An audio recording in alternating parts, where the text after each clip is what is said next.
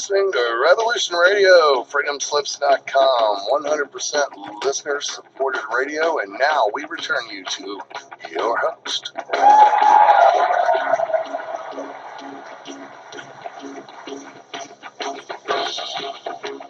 Welcome to the Dr. Rima Truth Reports. I'm Rima E. Lebo, MD, and with me, as always, my co-host and co-trustee of the Natural Solutions Foundation, Ralph Fusatola, JD.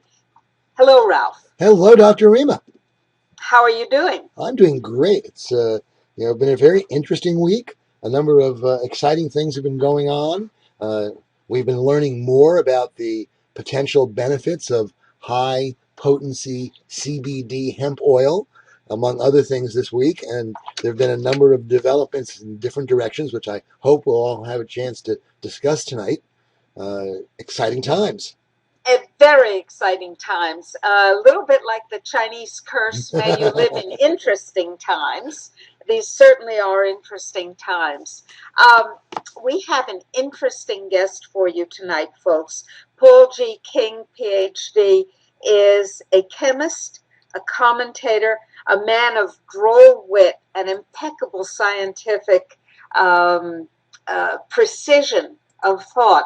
And he is an advocate of what is real, true, and healthy, which means he opposes mercury in vaccines, and he opposes vaccines. How could anyone who was actually looking at the facts not take that position?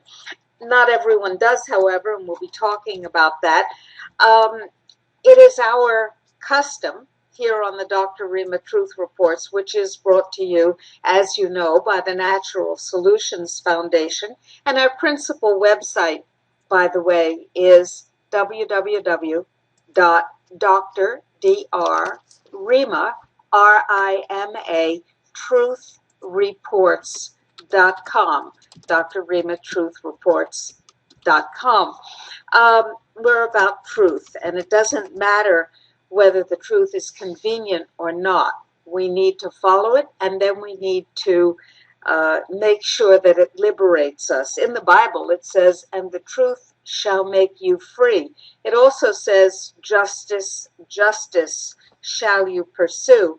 And right now, we're living in a time when justice and truth are having to run for cover, except for people like you and like me and the people who spread truth and who disseminate reality and demand justice. We're living in times that are trying to tend to tyranny, and people like us, like you, and like we, are the bulwark against tyranny because we seek the truth and we tell the truth.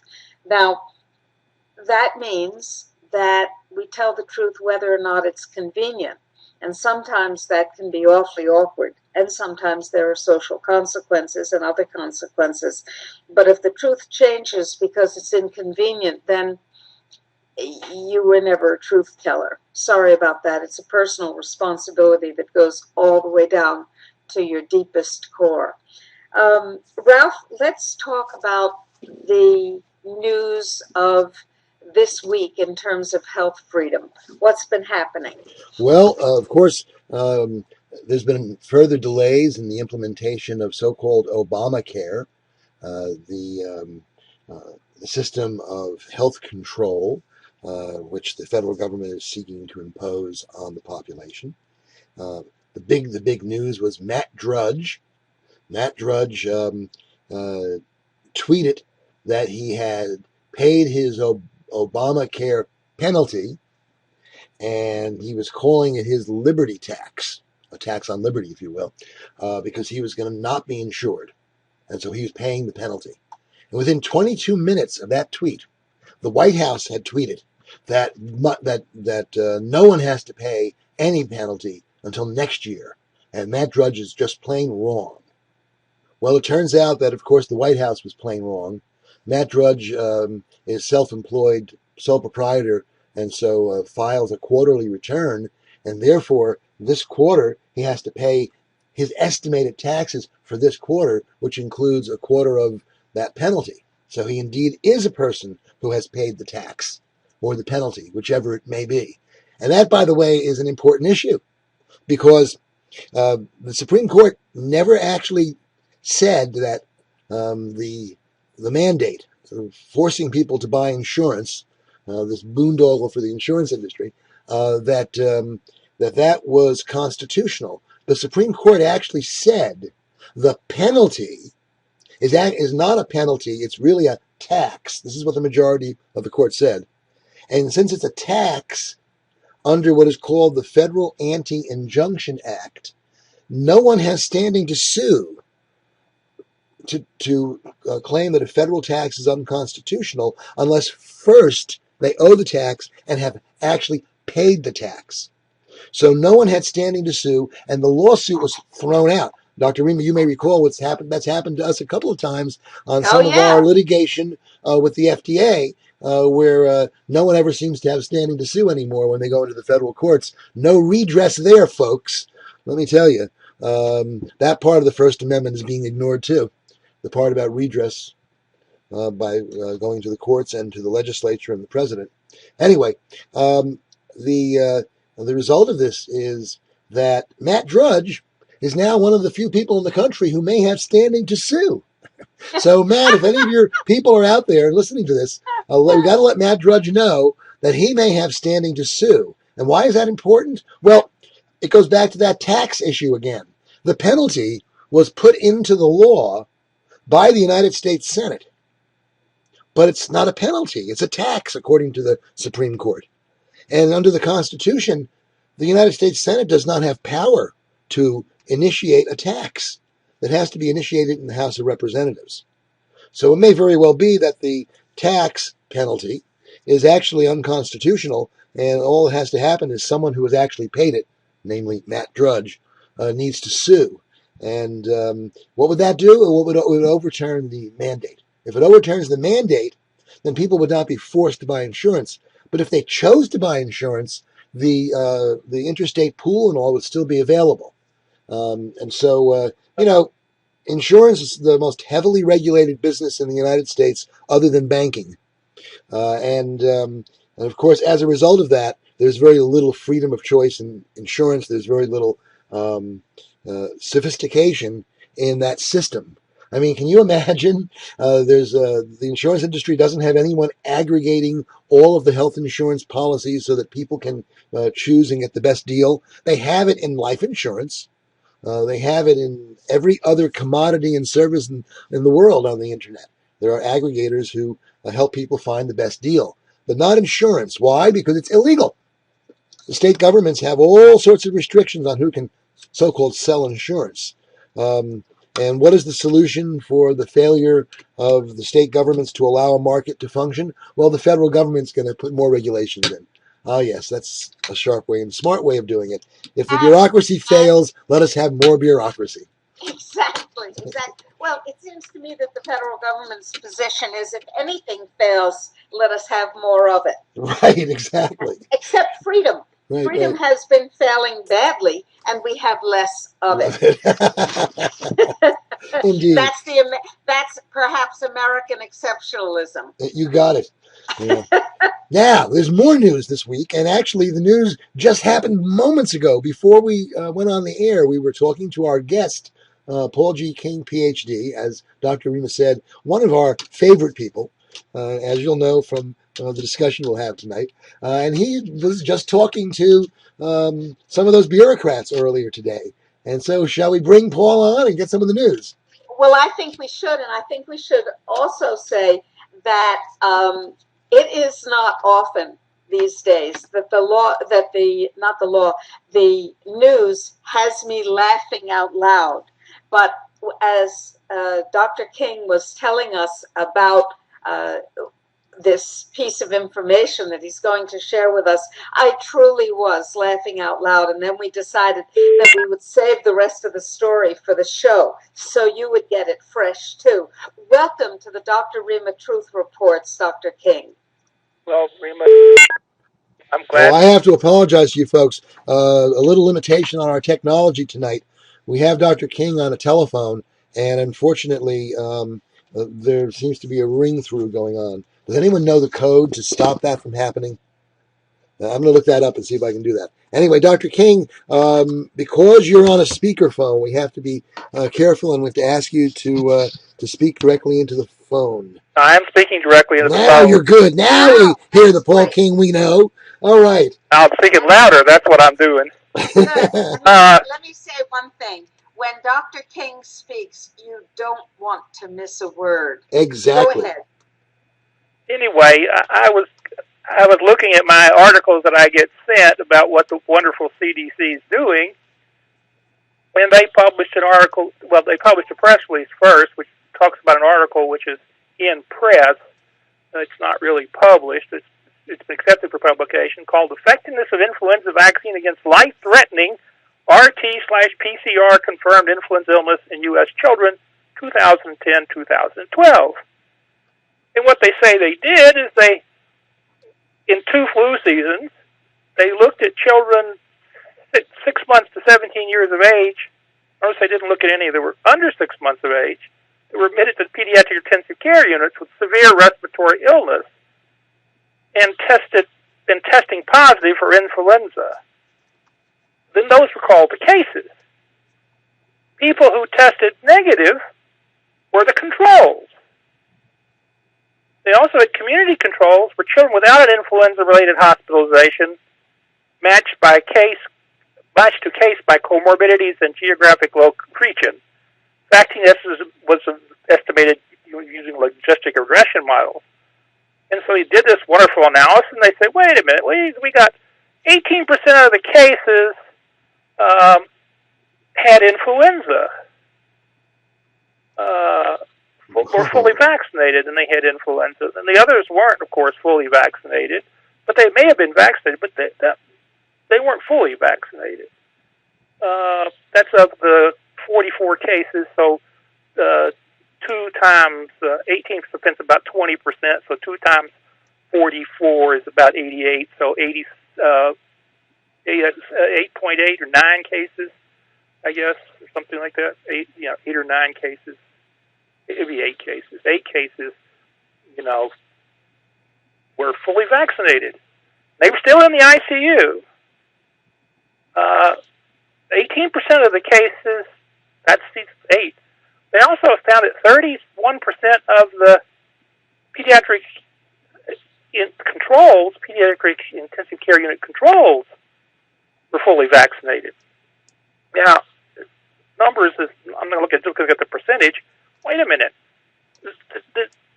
18% of the cases were fully vaccinated.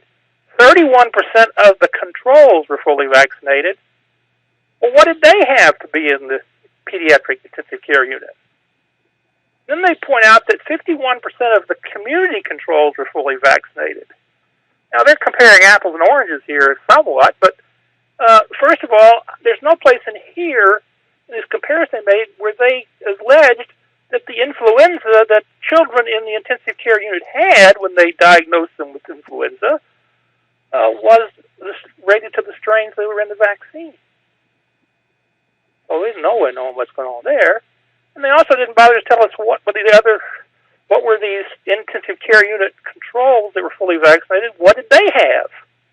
They didn't have I want to come in here from the point of view of somebody who's not used to statistical strings like this. So what you're saying so far is that they kind of made up a series of categories. People who have the flu and are fully vaccinated, people who are fully vaccinated and have something or other, not the flu, but it could have been almost anything else, and everybody else who could have absolutely anything, and then we're going to compare these groups as if they are meaningfully related to one another statistically.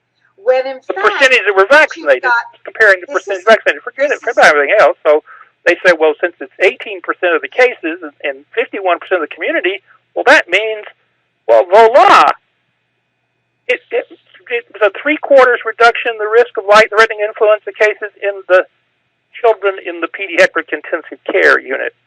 Excuse me? Well, what this means is they've created statistical minestrone, where everything sort of cooks together and becomes mushy. And if you're really good at it, you can pick out something that looks like it might have been a pea. Yeah, well, again, the problem I have is that this is just from the abstract, because I don't have the free. I asked the author, the lead author, corresponding author, Jill Ferdinand. I left her a voicemail message. Please send me a preprint copy of this so I can read and find out what's really going on. Because recently there was a double-blind case control study where they gave some people, they actually had a group of people that were all the same, and they randomly assigned them, and then they followed up what happened, and they found out that, interestingly, that the people who got the vaccine were much more likely to have a non-influenza illness than they were to have influenza.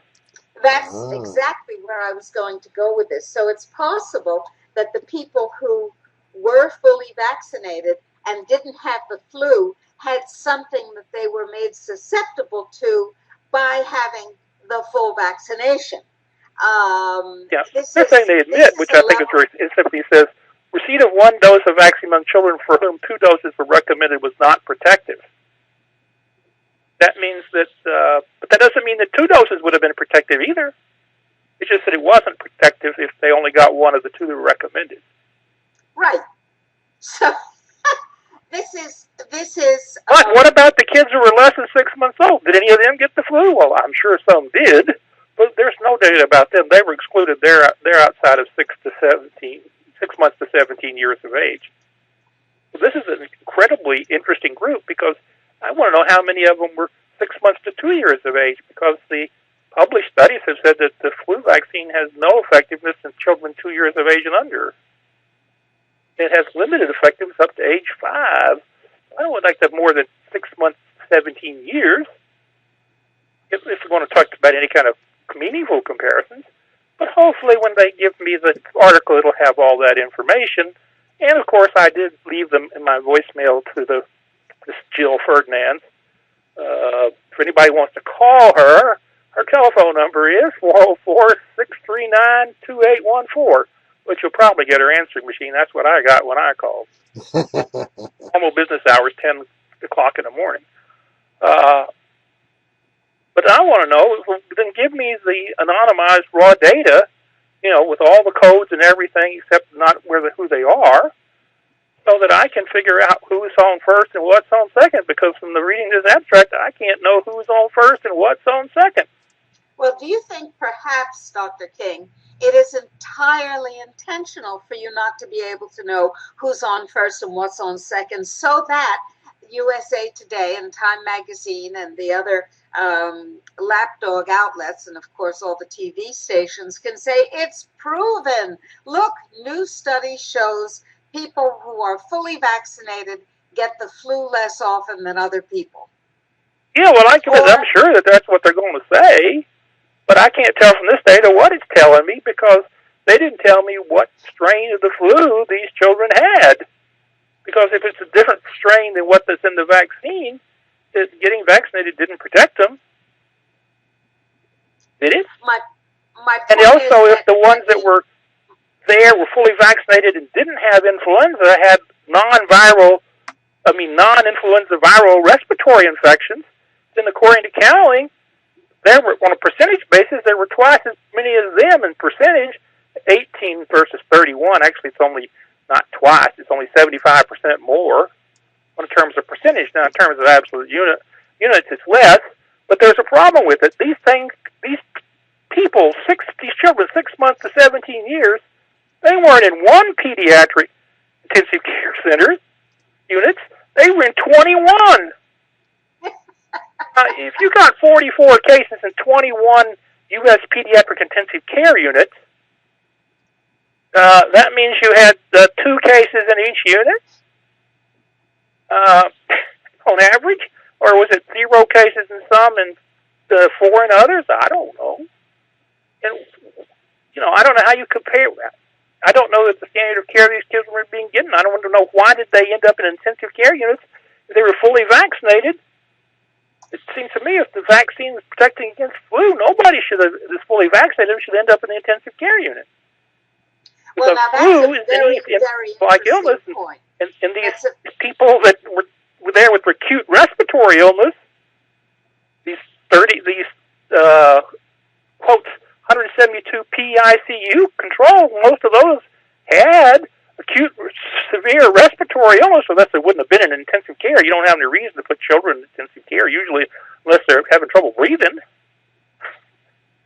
That's the last time I looked. I mean, having been a kid myself, the only time I ever got in the hospital and I never got to intensive care was I was going to get ready to go to second grade, and my appendix almost burst. And they cut me open just as it was getting ready to pop, apparently, and took it out and brought it to me in a big jar to look at and gave me back 11 cents that they found inside of it. Wow. Are you kidding? It was in my piggy bank, and sooner or later I bought bubble gum or something with them. But anyway, I remember that. To get us back onto a more serious topic, I'm sitting here listening to this great discussion, and I have iPad open onto Facebook, and this just popped up on Facebook from our good friend Louise Quo Habakis. And the headline is CDC: 1 in 68 U.S. children has autism. 1 in 68 is a 30% increase from 1 in 88 2 years ago. 30% increase in 2 years. There's some good news in that, but I don't want to downplay it. First of all, the bad news is they used a different set of places to look at this time they used last time. So I don't know how you compare percentages in different places. Oh, wow, really? All right. They dropped out some of the states, so they're down to 11 states again, and they moved some of the surveillance to different parts of the states. So you can't compare what you got last time to what you got this time. And these, from my point of view, are intentional things that are being done. Right. The other thing is, in some of the states, they had both diagnosis in the school and in the medical system. And they failed to use something called capture-recapture statistics, which is if you have two databases and you have overlaps where you have children that are in both databases, then you can compute how many you missed. You could get an estimate of what the real rate was. This is not active surveillance. This is a passive surveillance system. We know that the capture is going to be less than 50%, probably, because even in active systems where they have active surveillance, they seldom ever get much above 50%. 50% of the cases are missed anyway. Right. Some cases, just won't get reported for whatever reason. The question has to be asked: why would they intentionally put out information that says 30% more children have autism 2 years later? What they're trying to do is fight they're trying to ride the horse that the Marisol's been removed, therefore you shouldn't have any problems. Now, riding a dead horse is for several reasons. One is in that study, one of the other things they reported is the percentage of children with subpar IQs continue to decrease, indicating that in the whole autism disorder spectrum, there increases, but the percentage that really have what's called Canner autism or autistic disorder is declining, because you cannot have a diagnosis of autistic disorder unless you have intelligence impairment. They've fine-tuned the process to produce higher functioning autists. Is that what you're telling us? That's what they're doing. Well, if they're fine-tuning it or not, they've tuned it. Fine-tune or rough-tune or a coarse tune, or we don't know what the tune is. Maybe Shankle Doodle Dandy played backwards. What the tune is, but I just know that looking at the data they reported, the general information you can get out of that is it appears that the percentage of children that are really have autism is declining, whereas the total percentage of people in the current ESM4 spectrum, which will be the last data we ever get for this, is increasing. Of course, we know that 1/3 to 50% of all the current ones there will suddenly disappear when the DSM-5 kicks in full. Oh, then they'll be able to claim a great victory. They'll claim a great victory. They removed the mercury from the vaccines, SIC, and But the therefore problem is it's they down. haven't moved it from the Of vaccines. course they haven't. And I wrote today to responding to the people who were attacking that again. It took out the. I said, Right. in the United States, they And the never mercury took is the not the only thimerosal out of the toxin vaccine. involved. Took it out of some vaccines and put it in others, and started recommending those. Right. And of course, there are other toxins. Good. Wait. This is so Go ahead. important. I want to go back Right. to this point and have Dr. King share this with us in more detail. This is incredibly important, folks. Please talk more about the fact what you just said, as I understand it, is that they reduce the amount of thimerosal, or a compound that is just about 50% mercury by weight. They reduced it in some vaccines, but they allow it to be used, and maybe you can talk about how they get it in there without listing it as an ingredient. And they've increased the number of vaccines and added other toxins. And as you just said a moment ago, they are recommending the vaccines that they haven't taken the mercury out of. So it's a shell game. I wonder if you would elaborate on that, Dr. King. This is well, again, if you look at what they did, starting in 2001, not in 1999 or 2000, well, they could have started earlier if they'd taken the offer that GlaxoSmithKline offered to provide them thimerosal-free DTaP vaccine, but they returned down that offer. Starting in 2001, the companies would have licensed vaccines in this country for DTaP, diphtheria, tetanus, and cellular pertussis, Hib, it's Haemophilus influenza B, and hepatitis B, which were the principal ones that were giving most of the dose at the time, started reducing the mercury first, to go to what's called reduced mercury vaccines, where they went from 25 micrograms per dose to 1 microgram per dose, essentially. And then after that, which didn't get finished until about 2005, they started switching from the reduced thimerosal vaccines to no thimerosal vaccines for these vaccines. However, the CDC, wanting to spike the system so that it could not see the decrease, suddenly, in 1997, they started recommending pregnant women get flu shots in the second and third trimesters. And they continued that recommendation and reinforced it in 2002 when they suddenly said that children should get 6 to 23 months of age should get a flu shot if it was feasible. So they claim it's not really a recommendation, even though it's in their thing called, principal recommendations, and it's one of those. But that's not a recommendation. They didn't say we recommended it. It's just a recommendation that doesn't recommend. If you understand that kind of convoluted BS. Is that like a tax that isn't a tax? Right, you got it. The reason the reason they recommended the flu shot for pregnant women in the second and third trimester in 1997 was because a company called Bayer, making a product called Bayro, which used to be a principal competitor for something called Rogam, was being sued, and so they took the thimerosal out of their Ro-D product, their Rogam type product.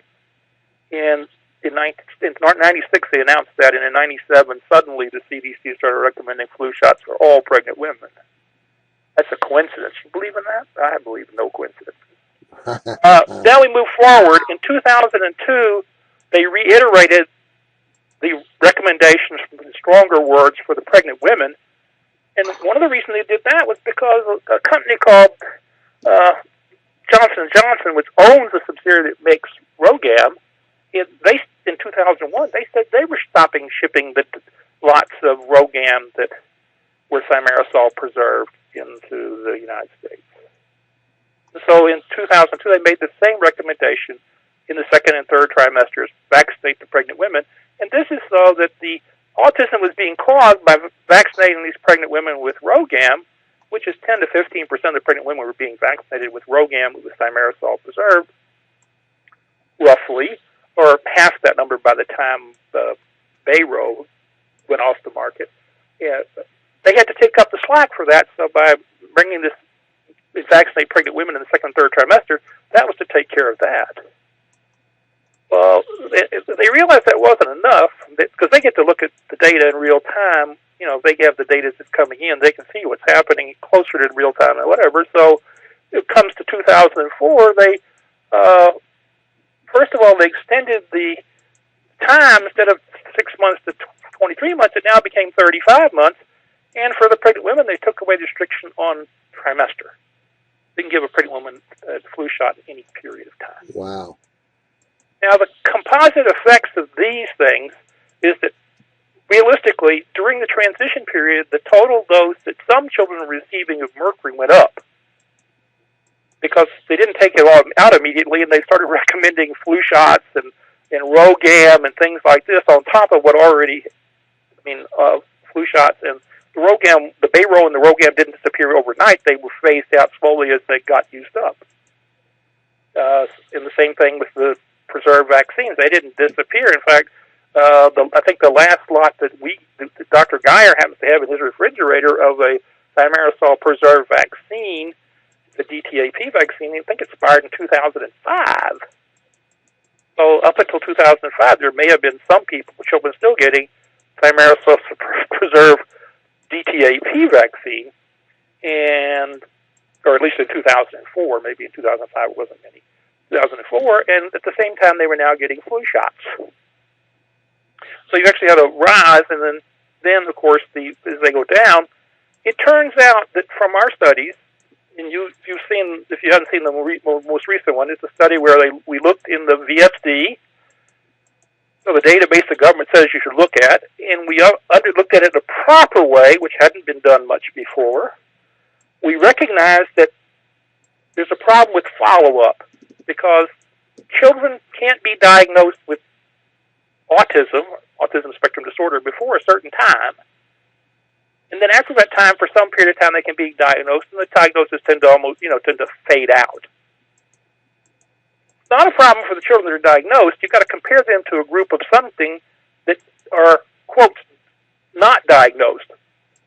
But if you don't wait long enough for your controls to make sure you waited long enough, then what you've got is that up to 50% of your controls will just be people that will eventually be diagnosed, which cuts out half of your diagnosed children and makes more garbage and noise in your controls. So we fixed that. We required that the controls have to be in the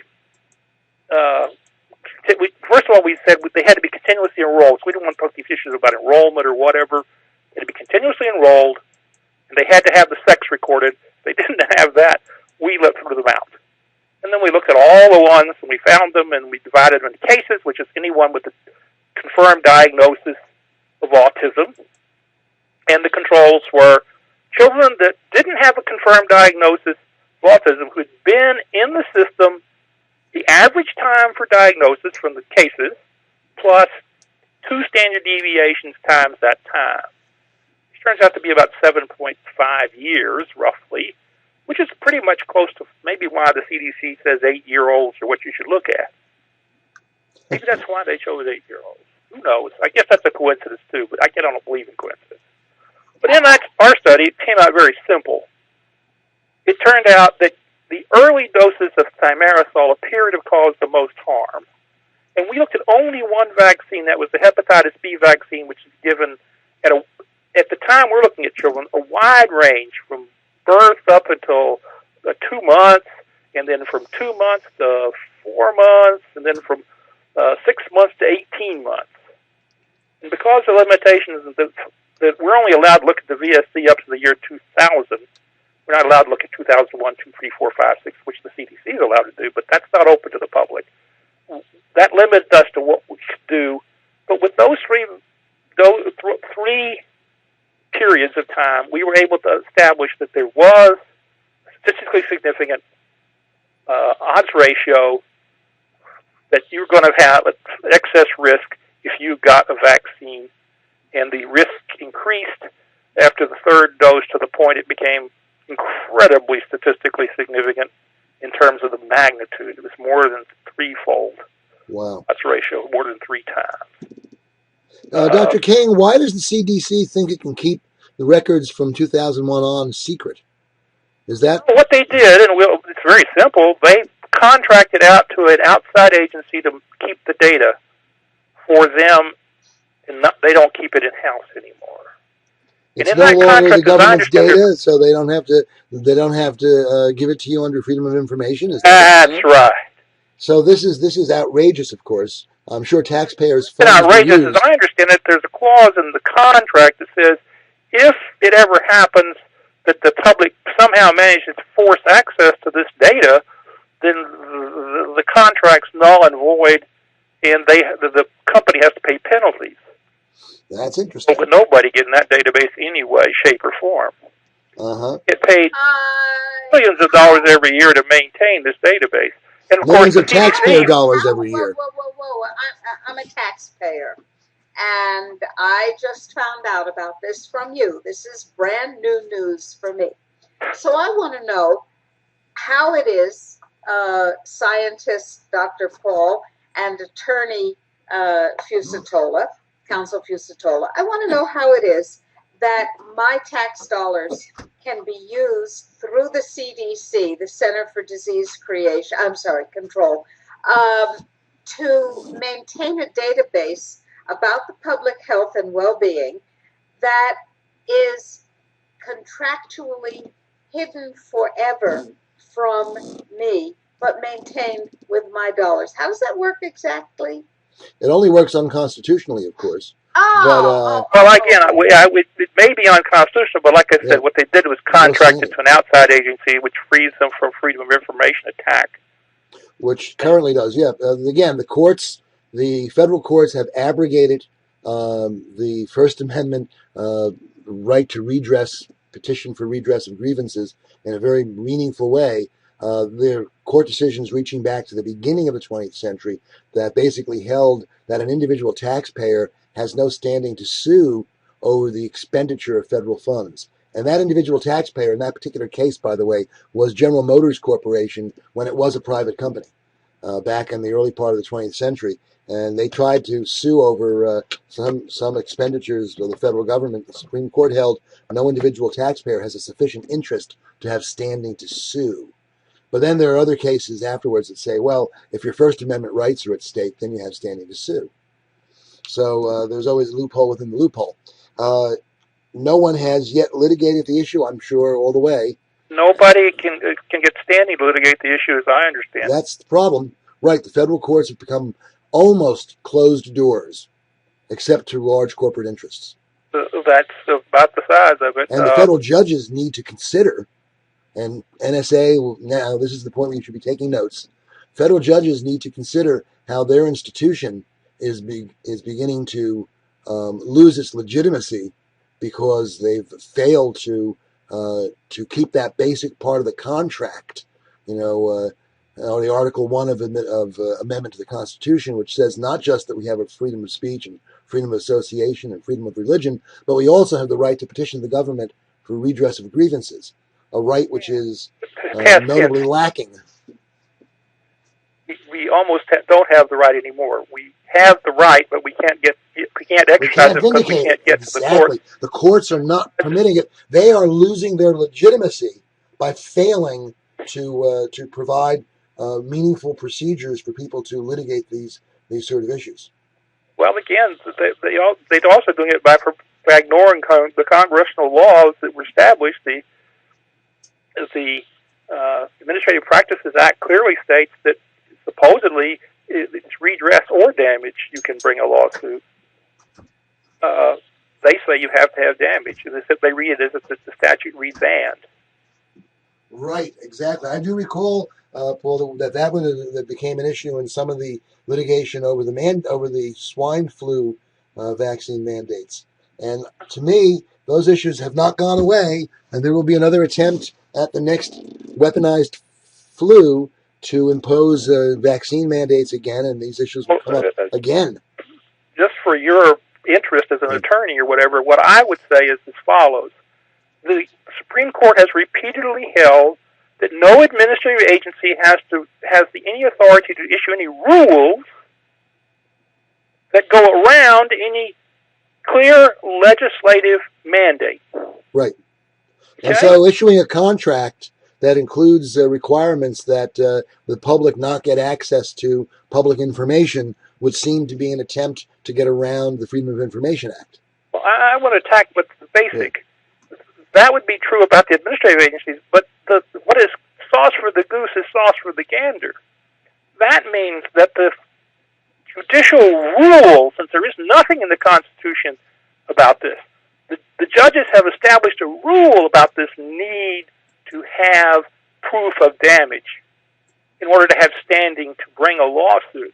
Right. The Constitution only says case or controversy. The Practices Act. Yeah. Therefore, if they hold that the administrative part of the government can't do that, then they can't do it. And therefore, that regulation, that court regulation or court rule, which is what it is unconstitutional on its face. On its face. Very interesting, Dr. King. I like that because, of course, the Constitution says that the judicial authority extends to all cases and controversies. It certainly does. It says that also. But if the courts can rule repeatedly when they have, yep, that you, an administrative agency, the EPA, whoever, cannot go around a clear congressional mandate, legislative mandate that's signed by the president, and the most recent one was there's the one that limits how long the EPA has to decide about siting a power plant. And there's an absolute number of months in the law, and the EPA issued rules so they could go around that limitation, and the Supreme Court struck them down. Right. Well, if they struck that down, they struck down that requirement in their own rules that says you can't have standing to sue unless you have damages, because that is a rule they've adopted that goes around the plain language of the Administrative Practices Act. Interesting. All right. Very interesting, Dr. King. You see, Dr. Rima, whenever we get Paul King on the program, we always learn more. Absolutely. Fascinating. And if you can find people who have very deep pockets and whatever and can find some way to get standing to sue on damages, they can bring up that issue also at the same time by amending their petition to amend their lawsuit after they file it under damages and get standing. And they say, oh, yeah, now we have standing. Thank you, Judge. Now we have petitioned to, because you're allowed to amend your lawsuit once. So right. The once amending it meant it to go after the court itself. That's a very interesting maneuver. I like that. That's what you'd have to do. Otherwise, they would never give you standing in the first place, of course. So you're standing out if you told them up front what you're doing.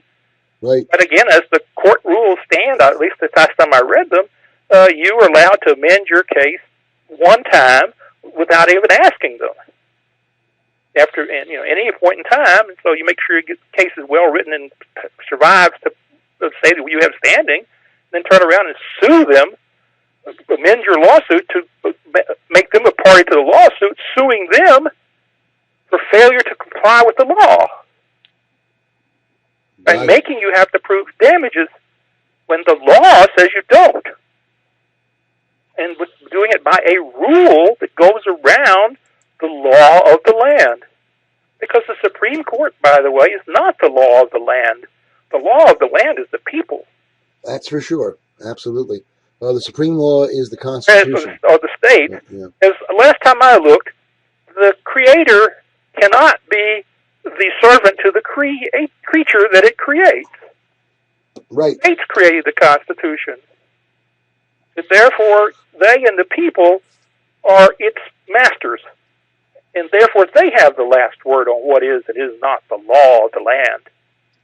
If every person in America stands up tomorrow and says, everybody has a right to carry a gun whenever they want to, and 95% of the people say that, then that becomes the law of the land. Who's going to stop the 95%?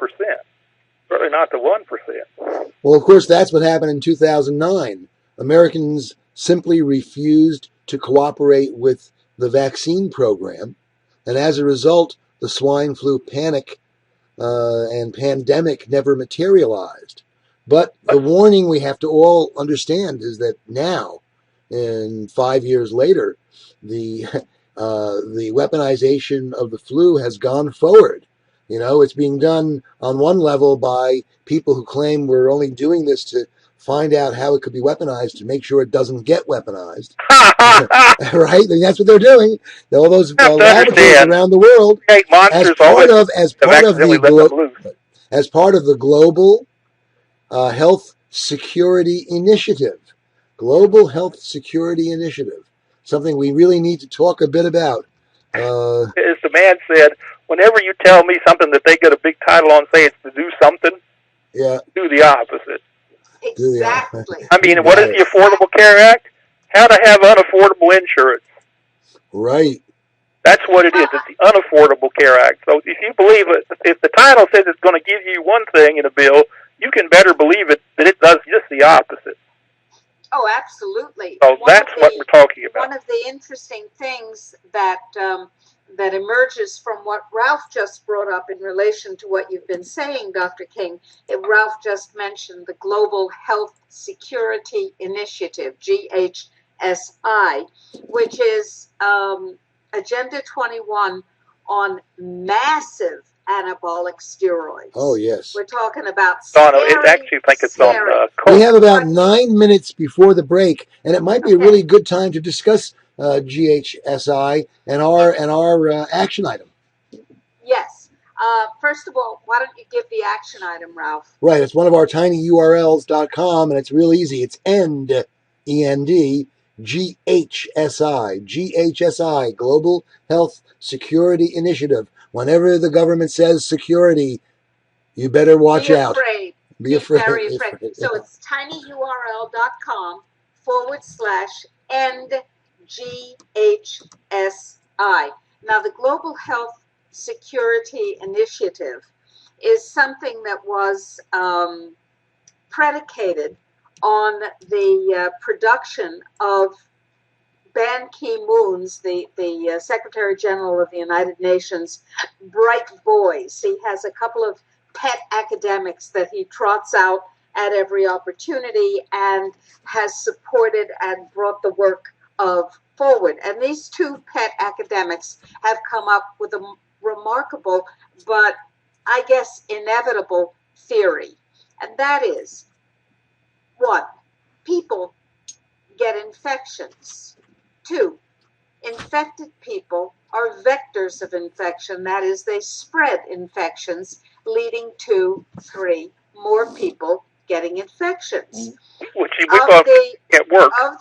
Yes, of the people who get infections, part of the group is the descendants, the children, and then the grandchildren of the people who got infections, assuming, of course, that the infections were not lethal. So now you have multi-generational opportunities for having infected people, right? You have people and their descendants, they can all get infected and they can all spread the infection. So, in order to protect us, this is the part where it gets really jaw-droppingly insane. In order to protect us from getting infected, the best thing that the world bodies, and they include the United States government, the United Nations, the World Health Organization, I almost said the World Health Industry, yeah, that's true too, the Council on Foreign Relations, and of course the usual genocidal suspects, Bill Gates and the rest of them, the Rockefeller Foundation's right in there pitching. The best way to protect us all and protect our descendants from having infectious diseases is to make sure, you ready? You have your seatbelts on intellectually, is to make sure we're dead. Right. The most cost-effective way of dealing with disease and with dealing with poverty as well is for people not to be born and to die sooner. That absolutely is what they're saying. And Dr. Rima, this is really what I would call Schachtian economics. Schacht was Adolf Hitler's Minister of Economics, and he was the one who devised the system of working people to death for the benefit of the state. So Schachtian economics at work. Once again, the Nazi heritage of the of Codex Alimentarius and certain other parts of the United Nations apparatus shines through. Shines through, bright and sparkly. Well, it gets even more interesting because in order to do this, the Global Health Security Initiative, GHSI, has to take the powers of the state unto itself. So if we have the World Health Organization declaring another emergency, or if we don't, if we have the World Health Organization declaring that there could be a health emergency at some time in the future, that is sufficient for them to abrogate unto themselves the power to do such things as the following: remove you from your home permanently, remove, or from your dwelling or your place of engagement, remove your children from your home if they decide to put them in a different environment where presumably they could be either dead or not infected or something, I don't know. Treat you and anybody else that they designate with any treatment, including but not limited to a vaccine, that they desire without any exceptions. So exemptions for anything under GHSI are only those exemptions which are granted by running out of whatever treatment they're going to use that day or something. They can seize any property to keep you from getting infected.